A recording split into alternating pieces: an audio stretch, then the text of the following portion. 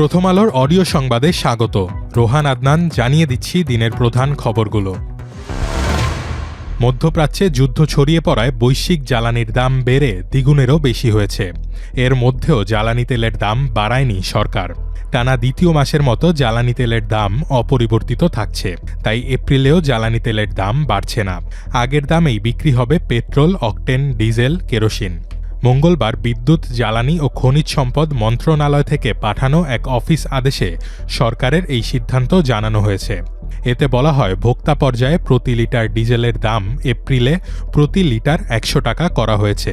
কেরোসিনের দাম প্রতি লিটার ১১২ টাকা, পেট্রোলের দাম প্রতি লিটার ১১৬ আর অকটেনের দাম ১২০ টাকা করা হয়েছে। ফেব্রুয়ারি ও মার্চে এ দামেই বিক্রি হয়েছে জ্বালানি তেল। এর আগে জানুয়ারিতে প্রতি লিটারে ২ টাকা ও ফেব্রুয়ারিতে আরও ২ টাকা করে কমানো হয়েছিল জ্বালানি তেলের দাম। বিপিসি সূত্র বলছে, বর্তমানে প্রতি লিটার ডিজেল বিক্রি হচ্ছে ১০০ টাকায়। বর্তমান আমদানি মূল্যের সঙ্গে সমন্বয় করা হলে ডিজেলের দাম হবে প্রায় ২০০ টাকা। দাম না বাড়ানোয় এক মাসেই ৫,০০০ কোটি টাকা ভর্তুকি দিতে হবে সরকারকে।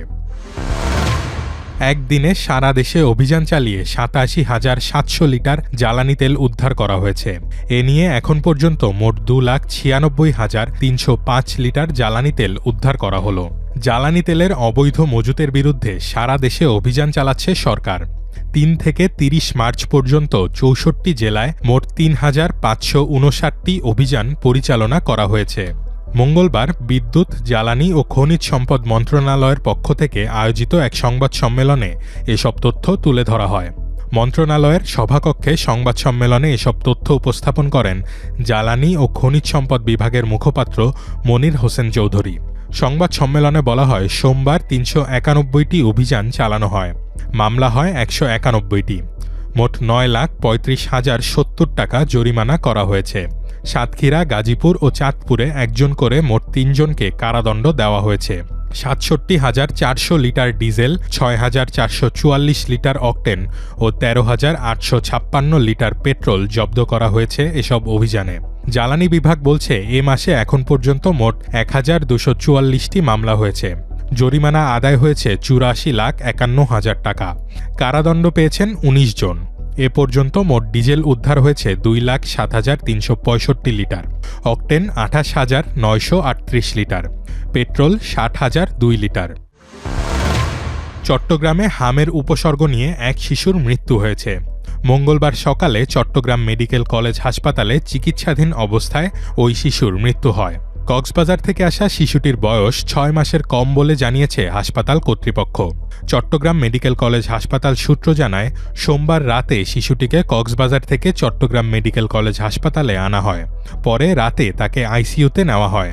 সেখানে চিকিৎসাধীন অবস্থায় তার মৃত্যু হয়। মৃত্যুর বিষয়টি নিশ্চিত করেছেন জেলা সিভিল সার্জন মোহাম্মদ জাহাঙ্গীর আলম। তিনি বলেন, হামের উপসর্গ নিয়ে শিশুটির মৃত্যু হয়েছে, তবে হাম ছিল কিনা তা নিশ্চিত হওয়া যায়নি। এজন্য শিশুটির নমুনা পাঠানো হয়েছে। সিভিল সার্জন কার্যালয় সূত্রে জানা গেছে, চট্টগ্রামে মঙ্গলবার সকাল ১০টা পর্যন্ত ৭ জনের হাম ও ১ জনের মধ্যে রুবেলার সংক্রমণ পাওয়া গেছে। এছাড়া হামের লক্ষণ নিয়ে ২৯ জন বিভিন্ন হাসপাতালে ভর্তি আছে। এই সময়ে ৪ জনকে ছাড়পত্র দেওয়া হয়েছে, আর ৭৫ জন হামের লক্ষণযুক্ত রোগীর নমুনা ঢাকায় পাঠানো হয়েছে। দাতা সংস্থাগুলোর সূত্র বলছে, এ বছরের ৪ জানুয়ারি কক্সবাজারের রোহিঙ্গা ক্যাম্পে প্রথম হাম শনাক্ত হয়। জনস্বাস্থ্য বিশেষজ্ঞরা ধারণা করছেন, অনেক শিশু নিয়মিত টিকা পাচ্ছে না। পাশাপাশি দেশে বেশ কয়েক বছর হাম ও রুবেলা টিকাদান কর্মসূচিও হয় না। এ কারণে হামের প্রকোপ দেখা দিয়েছে। চলতি মাসে হামে দেশে ৫০-এর বেশি শিশুর মৃত্যুর খবর পাওয়া গেছে। ইরানে যুক্তরাষ্ট্র ও ইসরায়েলের হামলায় এ পর্যন্ত ৯০,০৬৩টি আবাসিক ইউনিট, ৩৬০টি স্বাস্থ্যসেবা ও চিকিৎসা কেন্দ্র এবং ৭৬০টি স্কুল ক্ষতিগ্রস্ত হয়েছে। ইরানের রেড ক্রিসেন্ট সোসাইটি এ তথ্য জানিয়েছে। ২৮ ফেব্রুয়ারি থেকে ইরানে হামলা চালিয়ে যাচ্ছে ইসরায়েল ও যুক্তরাষ্ট্র। দেশ দুটি শুধু সামরিক স্থাপনায় হামলা চালানো হচ্ছে দাবি করলেও বেসামরিক স্থাপনাও রেহাই পাচ্ছে না।